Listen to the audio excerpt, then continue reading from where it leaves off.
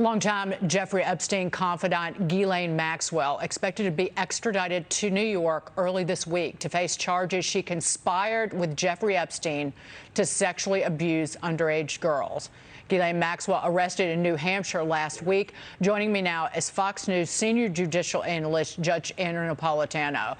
Judge, people talk about her being offered a deal, but when Epstein was arrested, why wouldn't she have inked a deal then if that's what she was going to do? Do prosecutors even need to offer her a deal at this point? Well, good morning, Dagan. People often don't offer deals until they're about to be arrested or they have been arrested. She may somehow in her mind have thought she could have lived forever in New Hampshire and nobody would catch her. It turns out the FBI had been watching her for months and was just waiting for the right time. Prosecutors are always interested in a deal. A trial of this nature would be traumatic for the victims and expensive for the government. And they may very well have arrested her with the hopes that she will help them. I mean, one of their targets is eighth in line to the throne of Great Britain, one of the government's targets. Mm-hmm. And he, of course, refuses to speak to the FBI, as is his right under British and under American law. And there's very little the American government can do to force him to testify unless they have some more evidence against him. The rampant speculation over the weekend is that she is the living embodiment of Jeffrey Epstein's black book because she was with him for so long and knows everybody with whom he was involved, not only for sexual liaisons, many of which would have been profoundly illegal, but also for intelligence liaisons. I mean, it is well known that Epstein had ties to the Israeli Mossad and did some work for them. So there's a lot of people who are probably a little ill at ease this morning, wondering on whom she's going to spill the beans, because if she doesn't spill any beans and if she is convicted, she will spend effectively the rest of her life in a federal prison. Back to when Jeffrey Epstein was arrested and thrown in jail before he committed suicide, was it just last year that happened, Judge? I think it was just a year ago.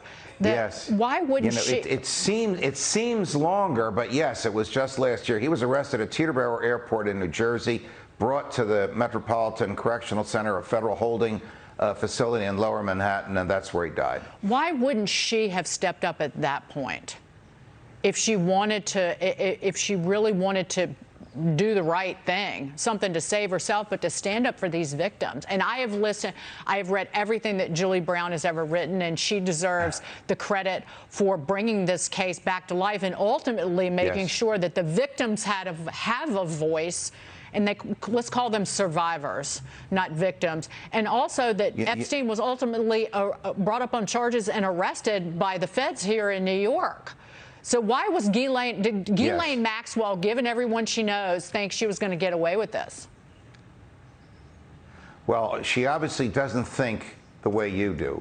Your praise for the Miami Herald reporter is well documented and well justified, and that reporter really is the reason that we know so much about this, and many of these victims will get some justice. But it's hard to imagine that Ms. Maxwell will have the slightest sympathy for these victims when, if the government's allegations are true and the evidence is pretty substantial, she facilitated their victimhood.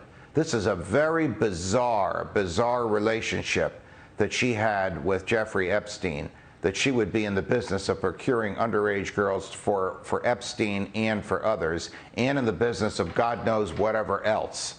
But she obviously doesn't think like Dagan McDowell, obviously has no pity or sympathy for the people that she victimized. She was concerned, I would imagine, at the time of Epstein's arrest, only for her own freedom, which is now in grave jeopardy.